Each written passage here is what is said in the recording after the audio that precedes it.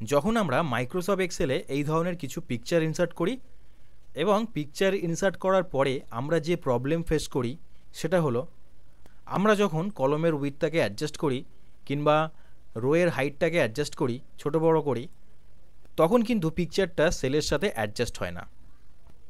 তো চলুন আমরা এই ভিডিওর মাধ্যমে এই সমস্যার সমাধান করি। প্রথমেই আমরা পিকচারটাকে ডিলিট করে দেবো। আমরা যে সেলটাতে পিকচারটা ইনসার্ট করতে চাই সেই সেলটাতে ক্লিক করব। করার পরে আমরা আসব ইনসার্ট অপশানে। ইনসার্ট অপশান থেকে আমরা এই শেপসে ক্লিক করব। এখান থেকে আছে দেখুন রেক্ট্যাঙ্গেল, আমরা এই শেপটাকে ইনসার্ট করতে চাই। এবার আমরা অল্ট প্রেস করে এই শেপটা এখানে ইনসার্ট করব। এবার আমরা শেপ ফিল অপশানে ক্লিক করব। এখান থেকে আসব পিকচারে। পিকচার থেকে আমরা আমাদের ফাইল থেকে যে কোনো পিকচার একটা ইনসার্ট করব।